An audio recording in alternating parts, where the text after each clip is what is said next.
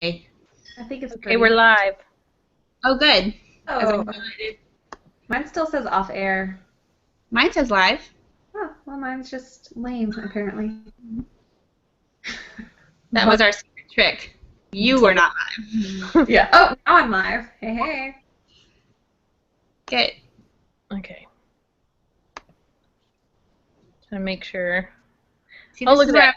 Nobody's here yet. Now I just look like a bug. Or a devil. No, a bug. I mean, there's not very many bugs. Well, I guess there are a lot of bugs that have antlers. Antlers, antennas? Yeah. Oh, yeah. I'm a moose. Antlers, antennas, they're all the same. Oh my Needs gosh. effects. We have ourselves. Talking when we go live. Love that this is all recorded for everyone to play back. Yay! Exactly. One day when we're making millions of dollars, people can watch this video and be like, I really can do this. How long are we gonna give for? At least until we have one viewer. Maybe we'll just wait for at least one person to train. There's a lot going on tonight. It's like I see somebody. a lot of options of things people could have done with their 9 o'clock. Yeah. I was thinking the same thing. Ours is first. Yeah, it was. We win.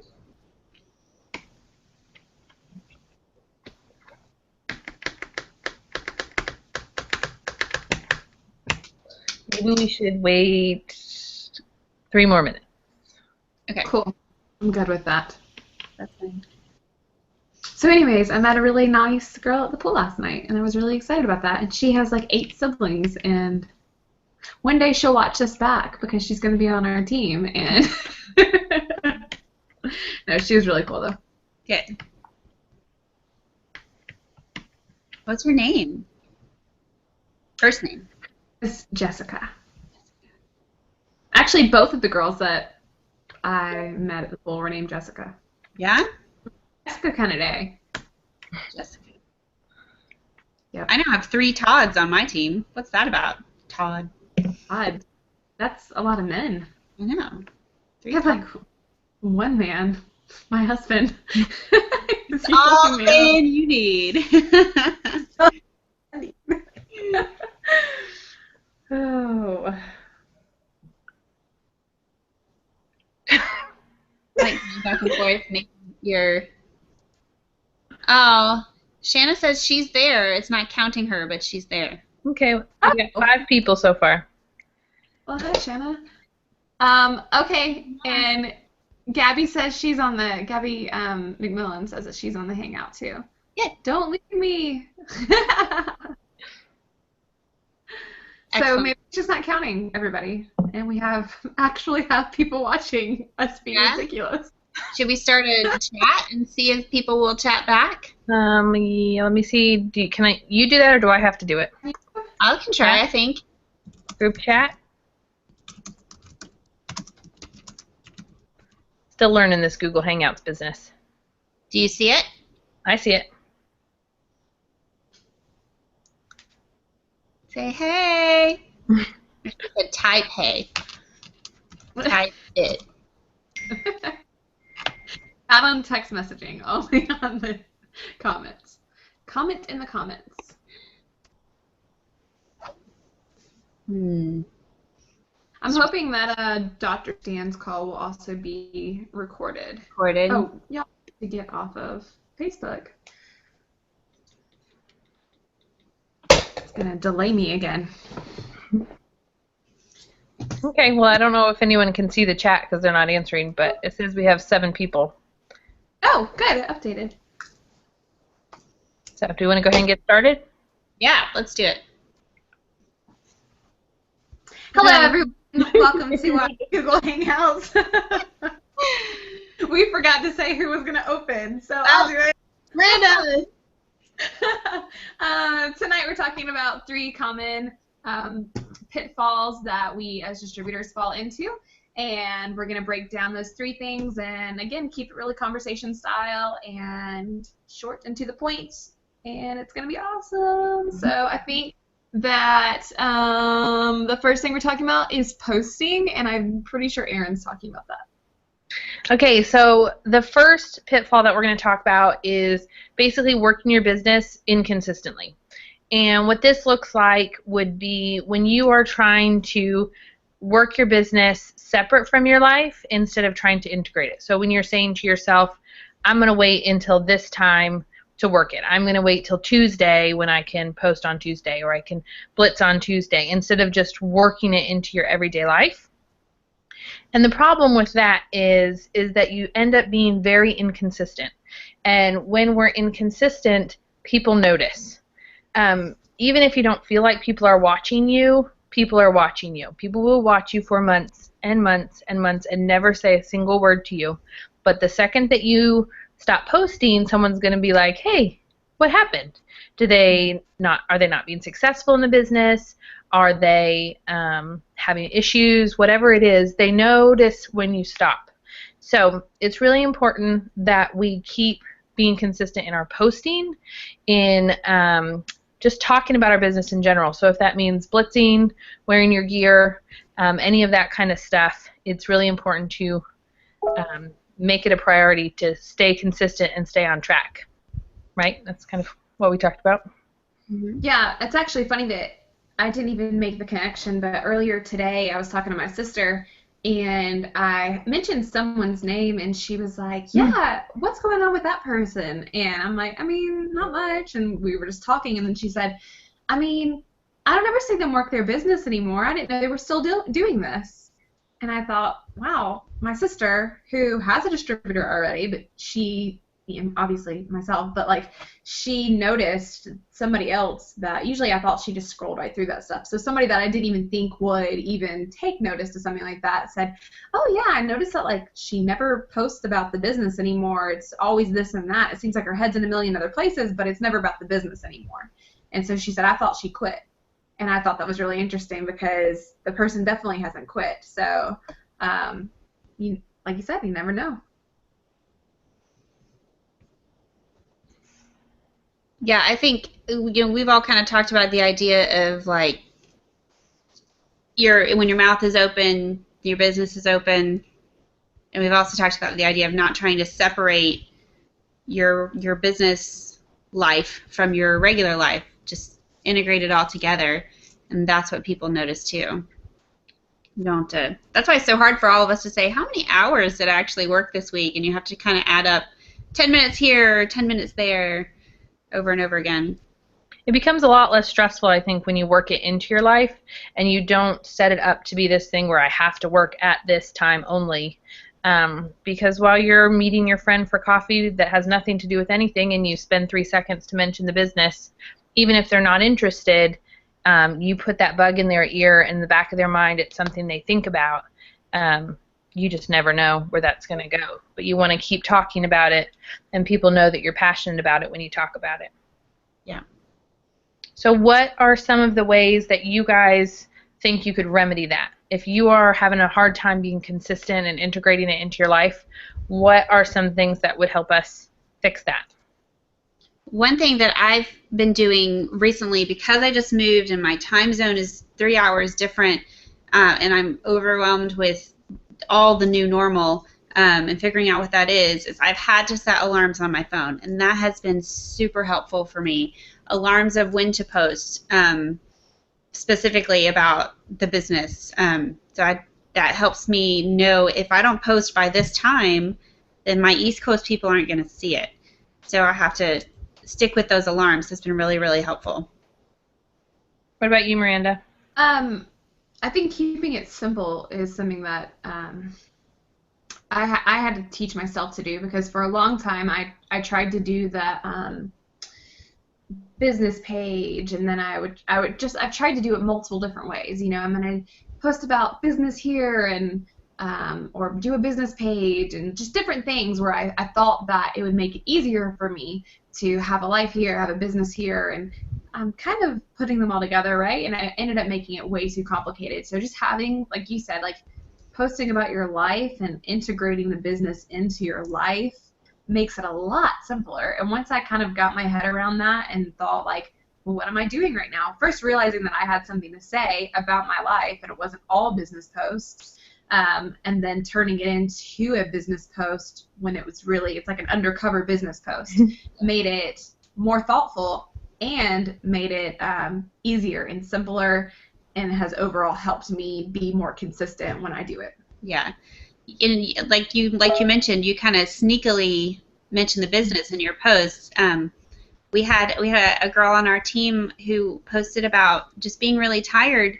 And bless her, she just hadn't shifted her brain into, I can make this about what I've got, or I should have packed some greens, or I wish I had an energy. But instead, she left herself open to attack from her Facebook friends, all telling her what products she needed to be on because they didn't know that she already has resources because she doesn't post about them consistently. It was so sad. It was like just watching over and over people just go, you need to have this, and you need to try this, and you should have that. And I'm like, but she's got, they just don't know. It was so sad. It was really sad. Yeah, I think for me, I struggled a lot with posting consistently because I don't do well spontaneously. I'm not a great writer, and I don't do posts that are great and engaging in 2 minutes. I just can't plan that far in advance, or not that far in advance. So I have to plan ahead. So I use apps like Latergram and things like that and plan my posts way ahead of time. And I borrow wording from a lot of top earners. We always talk about it's okay to borrow and share and kind of steal other people's posts, but try not to do it from people who are directly on our team, because we share a lot of mutual friends, and they're going to know if it's like very similar, it looks canned and fake. So I like to use really old posts from top earners. I mean, I just screenshot posts all the time. It doesn't mean I'm going to post it today. I might post it in 3 months, but I like the way it was worded. So I'm able to learn how to use their voice to find my own voice, if that makes sense. Like, I mimic their posts enough until I know how to post in that way, and then I just plan ahead of time and set up an app or something like that to help me stay on track. And that has been huge, huge, huge, huge for my business in the last 6 to 9 months, is posting consistently and having people who watched me for 6 months never saying anything, and then everybody showed up at the same time. It's pretty crazy. Oh, I have 2 more also. I was thinking about kind of guarding yourself from the pitfall, like being proactive by making sure that you have blitz cards and making sure that they already have your information on them, and putting them in your purse, in your car, so that, or take a picture of it and keep it on your phone front and back, so that you don't have the excuse of, oh, I don't have that, I guess I can't blitz. So setting yourself up ahead of time for success so that excuse goes out the window. And I think the same is true for gear. You don't have to have as many shirts as Miranda has. I don't think even Pam Sauer has as many shirts as Miranda has. But if you are intentional and you get 2 of them, there's two days a week that you can wear an actual shirt, and the other days get a necklace that you can wear with anything that says it works. Paint your nails green so people will comment about it. I know that was Miranda's trick from a bajillion years ago, and it's a great one. Grab a green bag, grab a green pair of flip-flops, a green belt, something that people are going to notice and comment about, so that you can easily say, oh, they match Miranda's line. Oh, they match my business card, or oh, that's my business color. But you have to be intentional about those things, about having the blitz cards, having the gear or the color somewhere. Otherwise, you're not setting yourself up for the opportunity.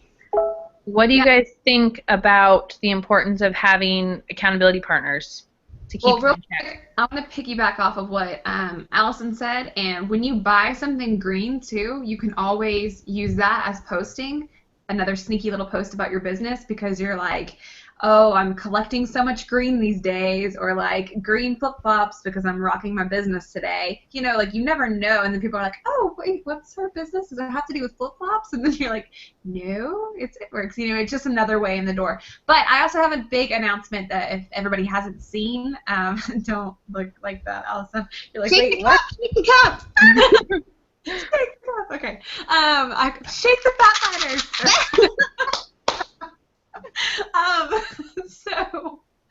I got an email the other day, and Hootsuite, yeah, is that right? Hootsuite, yeah. Yeah. They now allow you to post to Instagram later. So instead of having Latergram and Hootsuite to go, if you're not familiar with what Hootsuite is, it allows you to post to Facebook and Twitter later. So you can schedule posts for later in the day or later in the month or whenever. But I used to have to use Latergram for Instagram separately, which, again, made things really complicated, and I ended up stopping using it. But I still use Hootsuite from time to time on Facebook, and now they have incorporated Instagram, and you can do it all from one place. So that's really good news to make it all simpler and more compact. But Erin was asking a question. What was your question? What do you think about accountability partners and how important those would be in helping you stay on track? Where do you find them? I think it's super important. I have two right there. Do you see them? See their little faces? That's them. It's super important because that's somebody who can call you out in love and say, I haven't seen a post from you in a week or a day or an hour, depending on what you've decided you need to do. Or, hey, every picture I've seen of you this week, you've been wearing orange or red or whatever. It's just so nice to have somebody who can speak to you out of love, knowing what your goal is, and helping you be more consistent. I love the accountability partners. I think it's a fantastic idea. I think everybody should have one within the business. And it's even better when they are on sidelines and you don't profit from them at all, because it doesn't come across like, you know, if they're under you and you're venting to them, it seems like you're telling them, you're not doing enough, you're not, you know, making this happen for me, because they're under you and they do feel kind of obligated.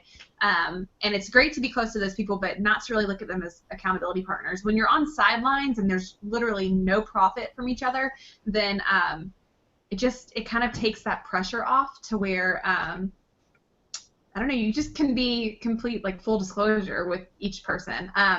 And I like that, like, with you guys, and I mean, obviously, there's, like, margaritas, like, all over my Facebook page right now, but it's cool because I have, going back to our last Google Hangout, I have an accountability partner in every single color, so green, yellow, and red, and it's very great to, like, see their different perspectives on posting. Or when I'm feeling down, it might be because I wasn't included in something, which is very blue of me, and I can call you guys, and I get that other, like, the other side of it. I get a different thought process than what I'm having, so y'all have the ability to also pull me out of the funk that I'm in, which kind of, I don't know if you have any other questions, but that'll also lead into something else that we're talking about.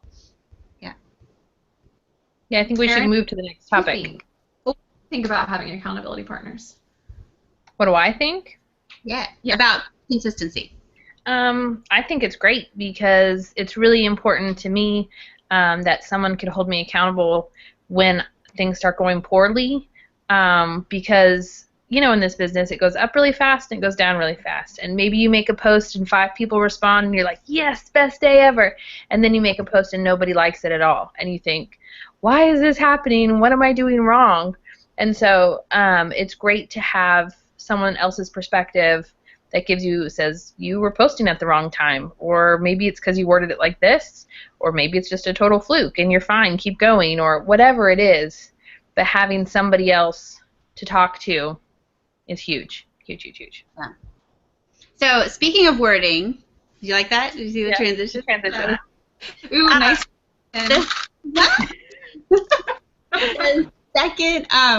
The second pitfall that we wanted to talk to you guys about tonight was about weak words and a weak mindset.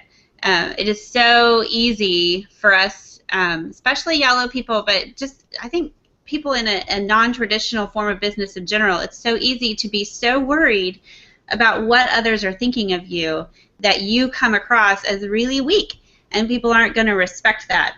I posted an article in Rap Slingers.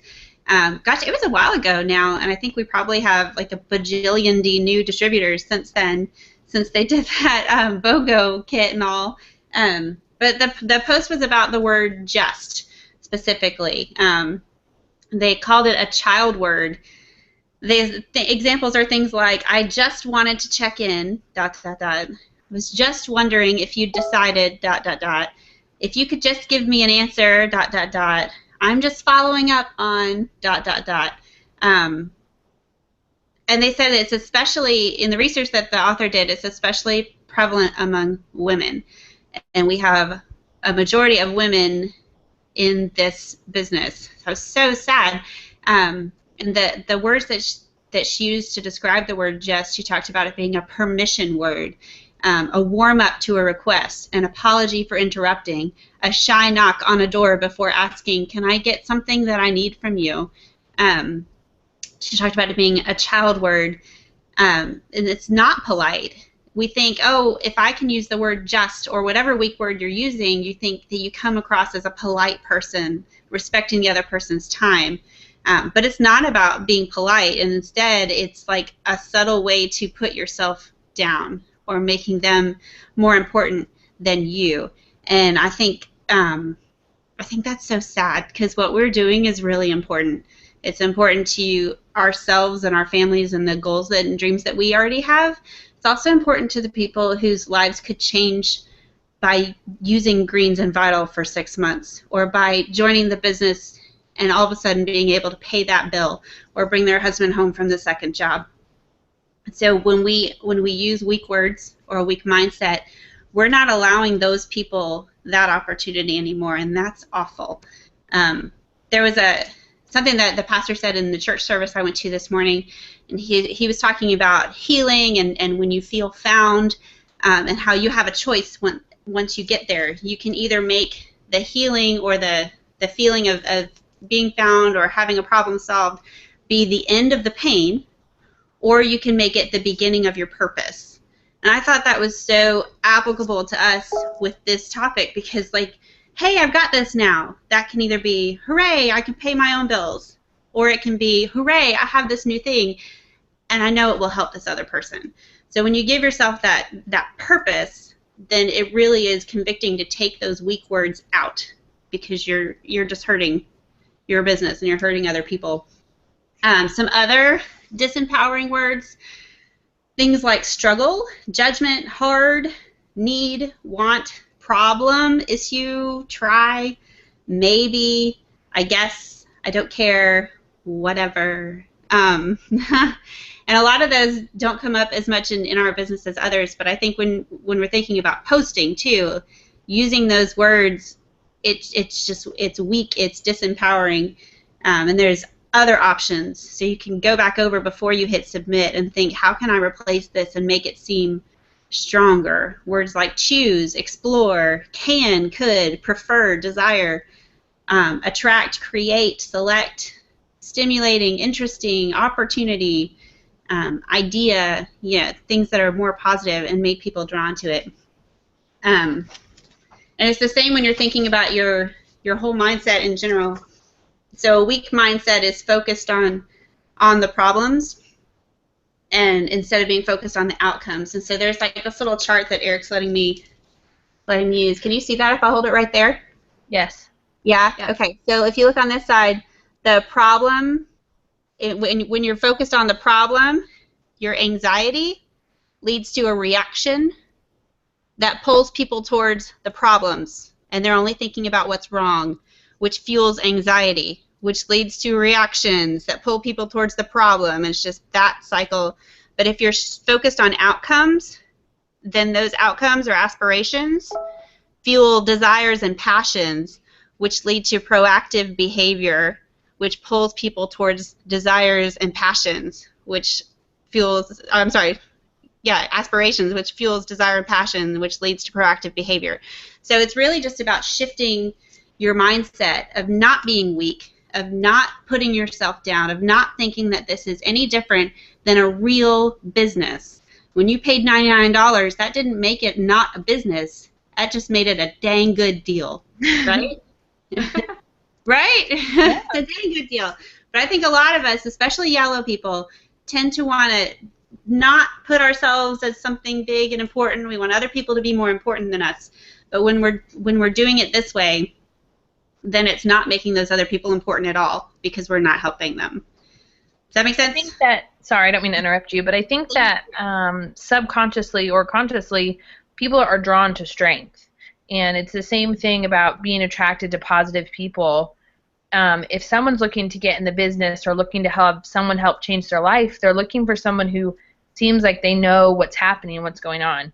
And when you have that confidence in your ability, whether it's your ability to coach someone into this business or your ability to help them work through their health issues or whatever it is, they're going to be drawn to that.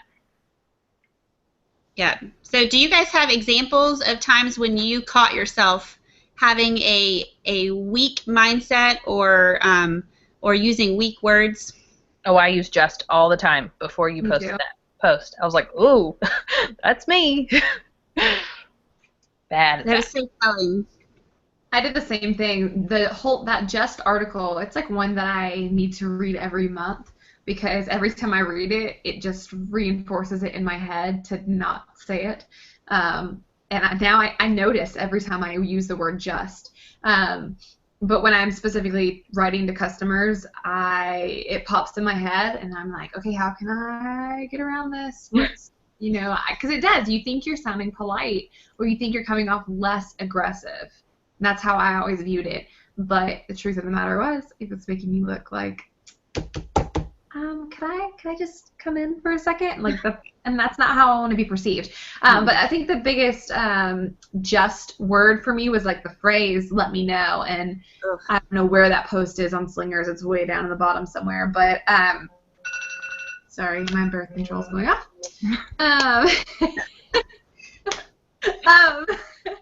But the phrase let me know, and I think that one's the one that I always try to bring up every single time because it's such a knee-jerk reaction to be like, okay, you just let me know. And it doesn't matter what it is, whether it's them writing you back, checking their budget, or getting together for coffee. People are not going to let you know, or they're like, hey, I'll let you know. Ask a question. Ask, well, when will you let me know? Or, okay, cool, when can I expect an answer from you? Or it's just about being more direct. And just being more direct doesn't have to be more aggressive. It's just being direct and knowing what you want. And so instead of saying, let me know if you have questions, or cool, let me know in a couple months. It's so long since I've used this, I'm having a hard time coming up with examples. But to always end it with a question, like, is this something that you would be interested in? Does this sound like something you would like? When are you available? What days are you usually available? I think we should go get coffee. What time works best for you? And just finding, even if it doesn't even have to do with like making the next appointment, which is really smart to always make the next appointment, but even if it doesn't have to do with that, asking a question at the end guarantees a response because people don't like to leave you hanging. And when they notice that they do, they're like, oh my gosh, I'm so sorry. I didn't even realize that you asked me how our summer was going. And so, especially if you're in a conversation with somebody and it's been all about the business and you're like, I don't have anything else to say, then change the subject and start talking about their family. So how have you and Chris been today? And or, what have you guys been doing this weekend? And then they'll talk about themselves and they'll talk about everything else they're going on. So you're killing two birds with one stone. You're keeping the conversation going and you're being a better friend because you're continuing to ask them about what they have going on and you're interested in their life. Yeah. So always just take let me know out. Yeah.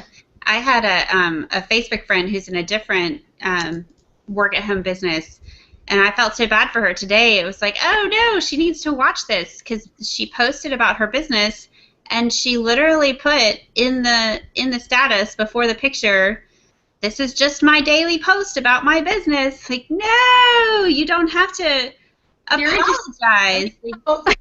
Right? You just own it, respect yourself enough to own what you're doing.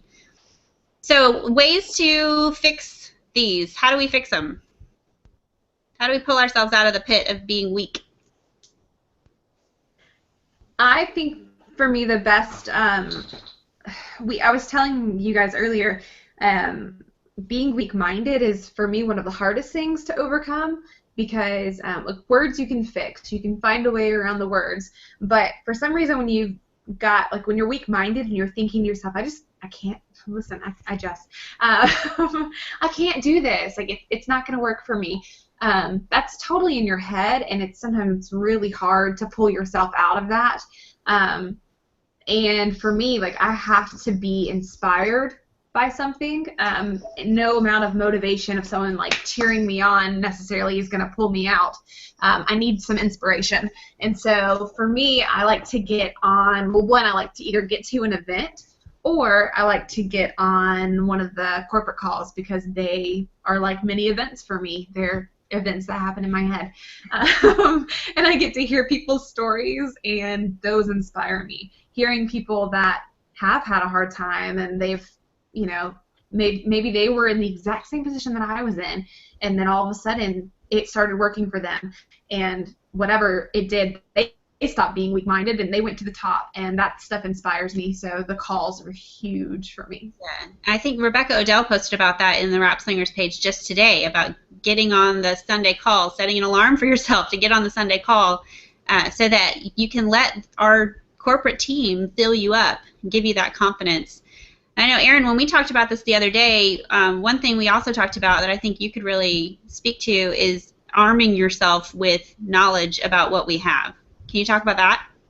I don't remember which training it was they were in, but we were talking about the 3 ways to help people who feel like this business isn't for them, and you need to have belief in 3 things.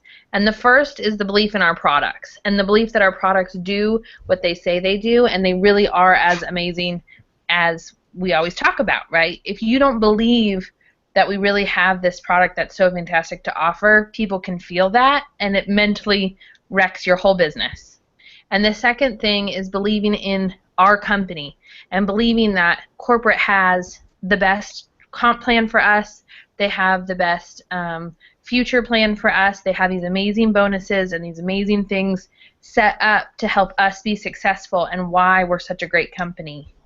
And the third one is belief in the industry, and that network marketing is a real business and people are making real money, and it's not something you should ever be ashamed to be a part of, and you shouldn't let anybody talk you out of it based on, oh, it's a pyramid scheme or whatever some uneducated person is telling you. You need to have belief in yourself, the product, the business, the industry, and that changes so much about that weak-mindedness and gives you that confidence to know that you are in the right place and you are in the right company and you do have something to offer that people want. Yeah. So where do we find that information to get that belief in our product? Where do we find that? The product info sheets and calls, corporate calls. I know that Dr. Stan is doing a call, I think right now, about ThermoFit. They post all the time about when there's going to be product calls. It's really important that we don't just rely on the flyer that we're given or the package that says the information on it. We do have these amazing products, and it's really important that you arm yourself with the knowledge of what these products can do. You have to be careful with compliance because you don't need to be saying we can cure things that we can't cure. But you should be educated enough to know what you can give advice for or talk about. And you'll find that you find more reasons to talk about the products when you're more well-versed in them, if that makes sense.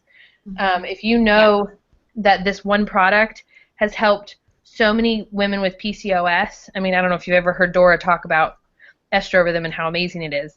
So once you know that, then anytime someone pipes up and says anything about PCOS, you immediately want to stick your nose in there and say something. And it gives you an opportunity to share about the business more when you know what these products are that we have to offer.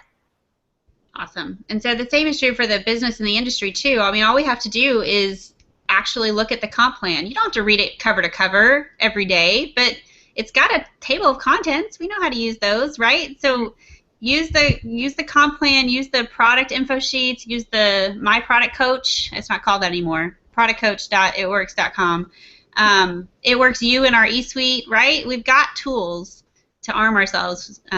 Events, calls. We just have to actually utilize them. Mm-hmm. Yeah. That's number 2.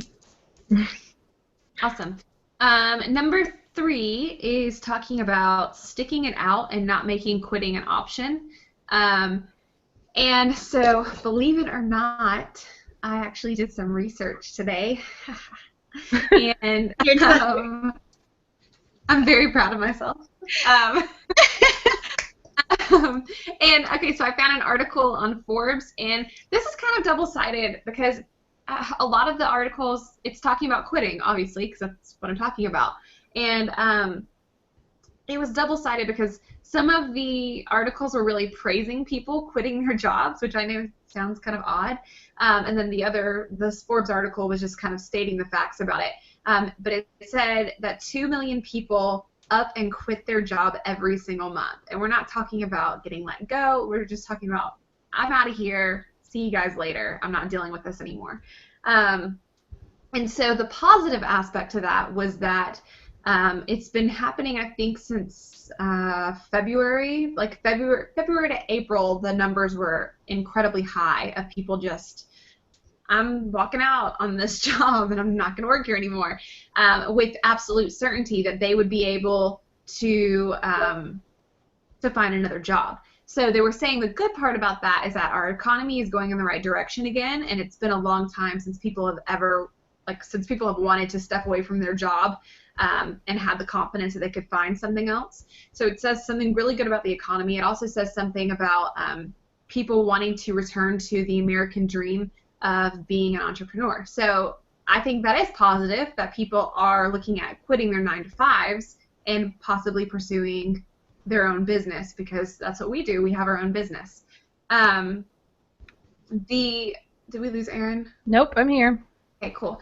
But then on the flip side of that, people are quitting every single month. And that's not just in the work world, that's in our world too.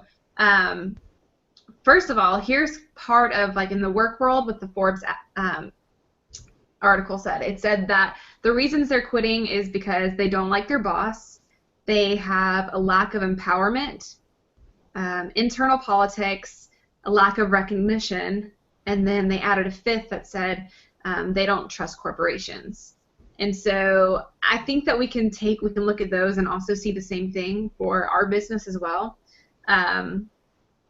Maybe not so much the internal politics, because you are your own boss, and I hope you don't have multiple personalities. But the lack of recognition and maybe not liking your own boss. Maybe you don't like the way you do things. But, we can look at that, and that's usually why people are just walking away from their jobs. However, that someone starts a home-based business every 10 seconds, which is amazing. This means everybody's kind of trying this whole thing out.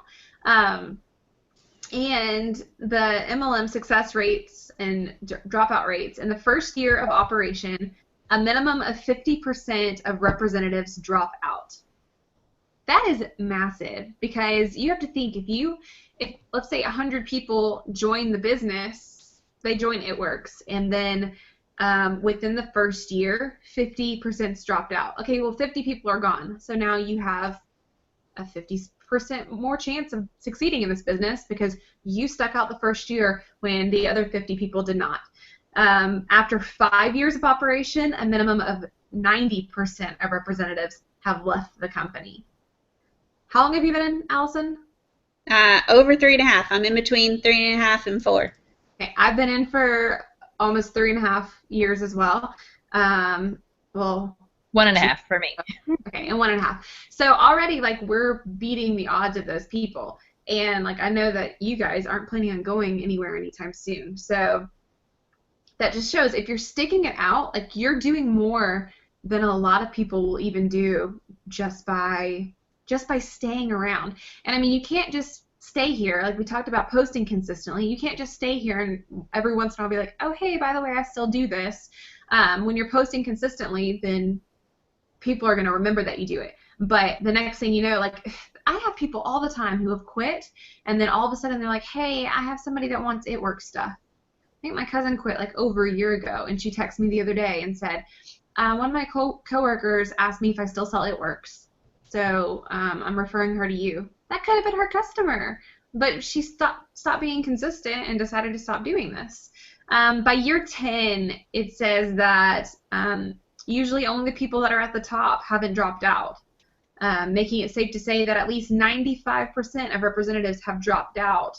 And I think that, you know, that says a lot. So from the original 100 that you started with, only 5 people are left at the end. But when you have someone who starts a home-based business every 10 seconds, you're going to have people leave. But the difference that can make the massive change in your business is just you sticking with it. I also was talking to Erin and Allison on Saturday, and we were saying that it's a lot of the same as a relationship. Like, you're not going to have anything in life where it's just rosy and peachy all the time. You're going to have ups and downs in your life and your relationships, and you kind of have to think of your business as a marriage. You're going to have to work on it. You're going to have to spend time on it, and it's going to have mountains and valleys. It's not always going to be awesome, and you're not going to skyrocket to the top, but you're going to have valleys, and you're going to have times when you think that, I don't know if I'm ever going to sign another distributor or customer again. That's being weak-minded, and you can change that, but you have to know that those times are going to come. And there was another article that said one of the most important things that you can do is be slightly pessimistic with your timeline, because a lot of times we don't give ourselves enough time. We say, okay, it's going to happen by this time, and we don't give ourselves long enough to be on that journey. The guy who wrote this article said that in everything that he had been doing, learning a second language, his workout plan, he had like 3 different things that he listed, and he had given himself a timeline of, I think I'll be fluent in French by this time. And he was actually, I think, living in France or maybe Canada, I don't know, somewhere where they speak French, and he thought he would be fluent by a certain amount of time, and he wasn't. He said it's actually going to be another 3 to 6 months, hopefully, where I will be considered fluent.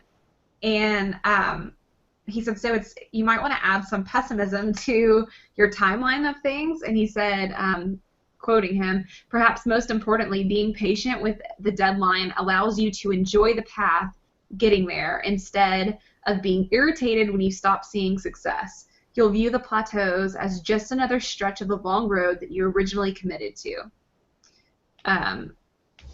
And so before I also have, well, I'll talk about this and then we can break this down a little bit more. It says, why do people, there was another one. See, I did a lot of research. There was another one that said, why do people give up on their dreams? And there were 9 of those, and it was don't lose belief in it, or they lose belief of it being possible. They get bored of the repetitiveness. They don't see results quickly enough. They listen to others' advice. They find it too difficult. They become distracted by other aspects of their life. They fear what's involved. They don't have the discipline to work hard enough. And then I added number 9, which was you can't let the wind be taken out of your sails by other people not signing with you, which is something we discussed. A lot of people think that like if somebody doesn't sign with them, they get so discouraged and they think it's something personal, but you have to set yourself up for that. This is a home-based business, and it is spreading over the whole world, basically.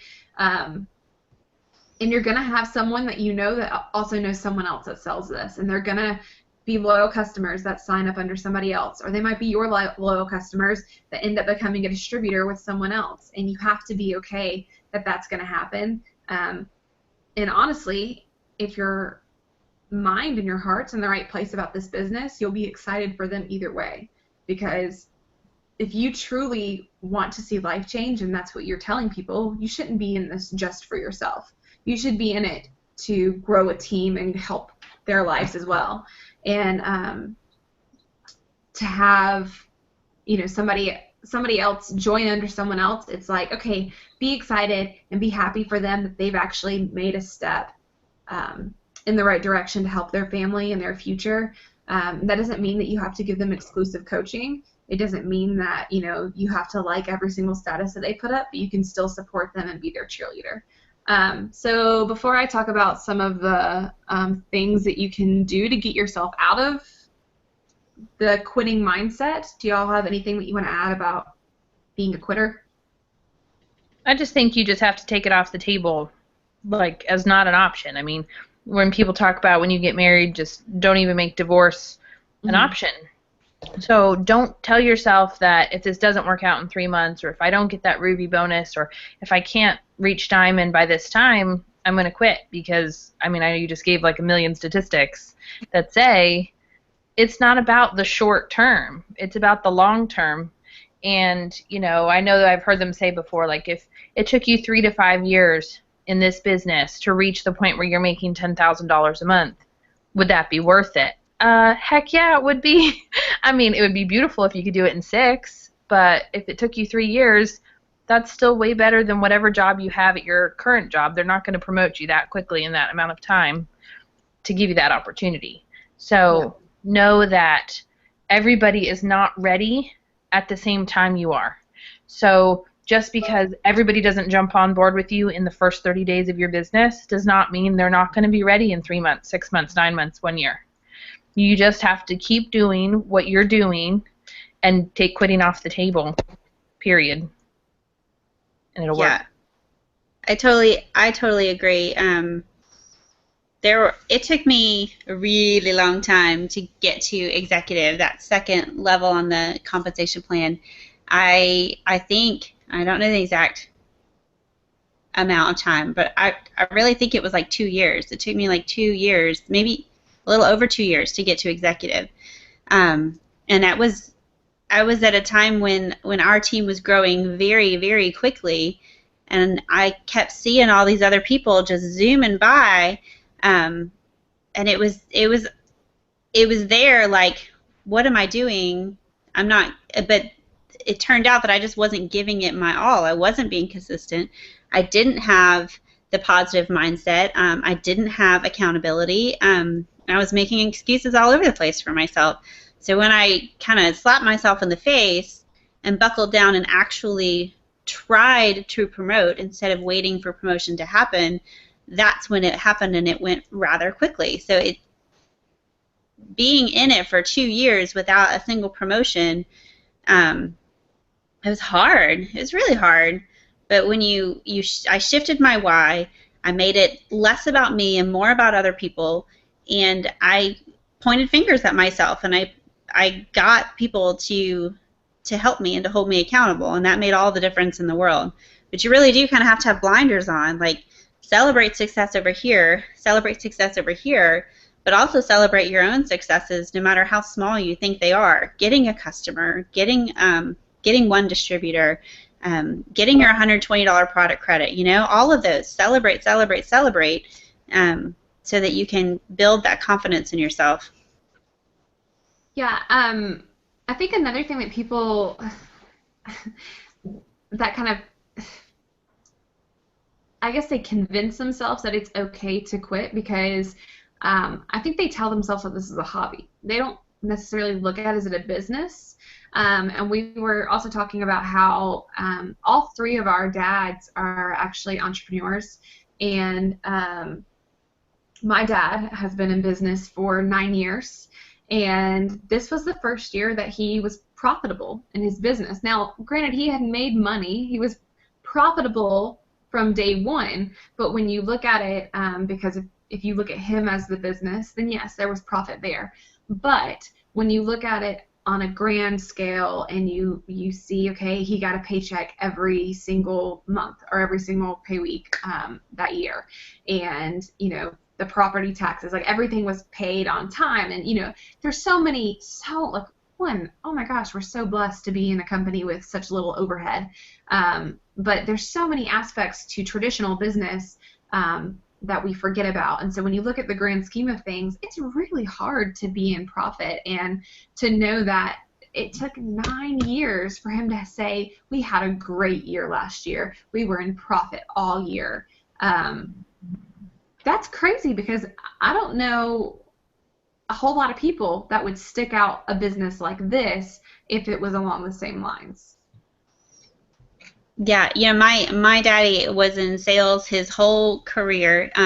He started selling cash registers out of the back of his station wagon right out of college. I mean, sales, sales, sales. Now he owns a franchise of a sales training company. So he owns the business, and they had a hard start because they signed their franchise paperwork 2 to 3 days before 9/11. So it was like, let's go into business, and then it was like, whoa, everything's in turmoil. So it took them a year before they could actually cut my dad any kind of a paycheck, and that's in traditional business, and that was including my mom working at night. She would go to her regular full-time job, and then she would come home at night and do all of the billing and the paperwork and the behind-the-scenes administrative stuff that Daddy needed for the business, and she wasn't getting paid for that. And then she got cancer, and then they had a bajillion medical bills, and they started in 2001, and it took all the way until 2008, the end of 2008, before Mama could quit her job. And she still doesn't get paid, but now they can pay Daddy consistently. So that long stretch of time in this traditional business, nobody scoffs at that. Nobody says, wow, you really shouldn't be in business for yourself because clearly it takes too long for that to work. Nobody says that. But for whatever reason, when it comes to network marketing, people think if you're not at the top in 3 months, then clearly it's a scam or it doesn't work or you're not cut out for this. Yeah, I know for my dad, he started a business completely from scratch out of our garage on a product he invented. So it wasn't a franchise or anything like that. And my mom said they were in business for about 5 years, and I don't think she said they ever turned enough to be considered a profit. But if you had asked, we would all say that he was successful. People knew of the product. It was, we had it was a music thing. So there was famous people in the music business that were using it, and it was a well-known and well-respected product. But 5 years in, it still wasn't making any money. That's crazy to me. Crazy, crazy, crazy.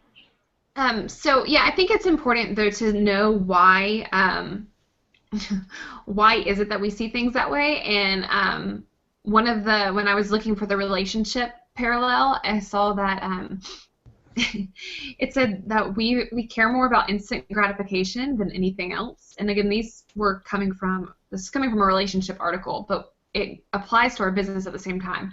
We care more about instant gratification than anything else.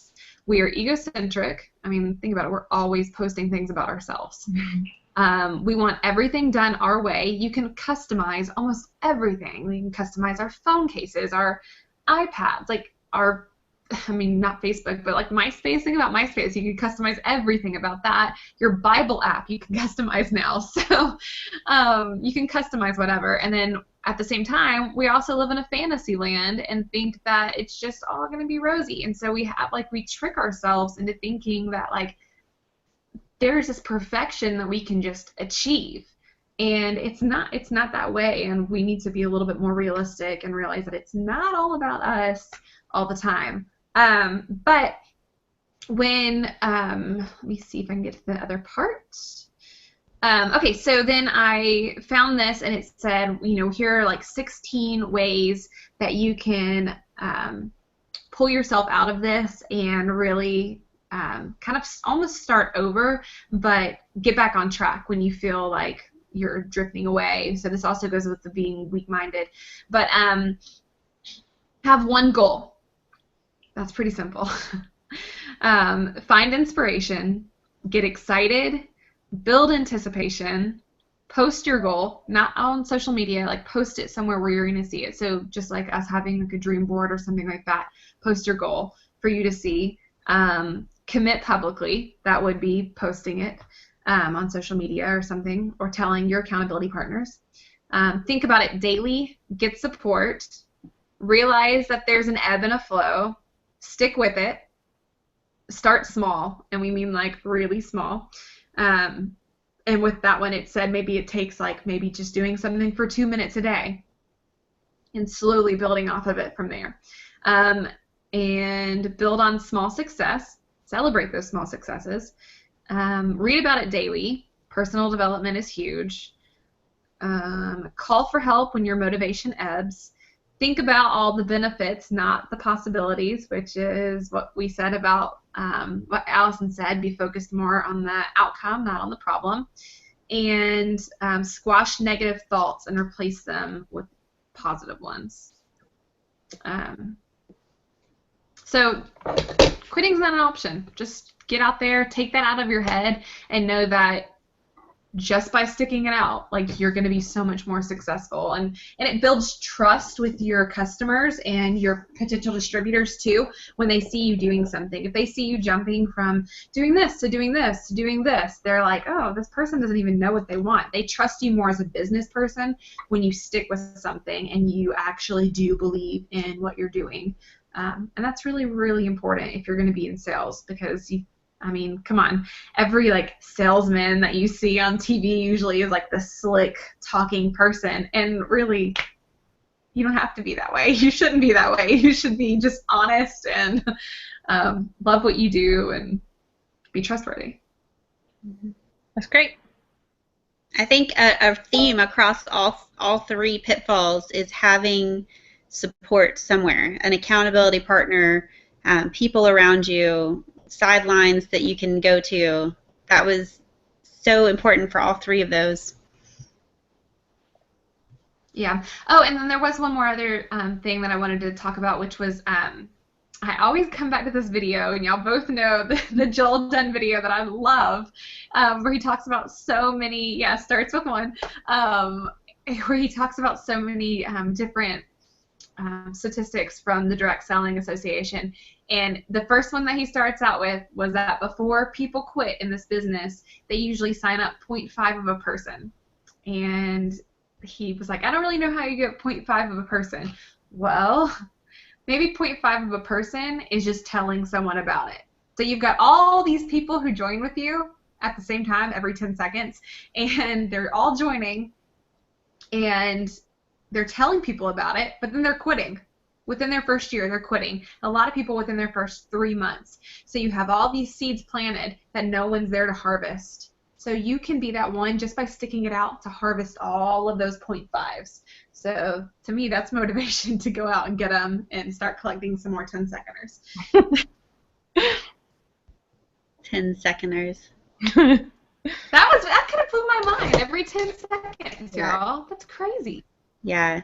I shared with my team last week on our team call. I heard Quentin Conway quote Cody Chapman saying that it's an easy business. You just have to do the easy every day. And I feel like if you do that, then your confidence is built. That takes care of number 2, and your consistency. That's consistency right there, is doing something of the easy that we have every day. And if you're doing that, then you're not going to quit, because the other 2 things kind of fall into place.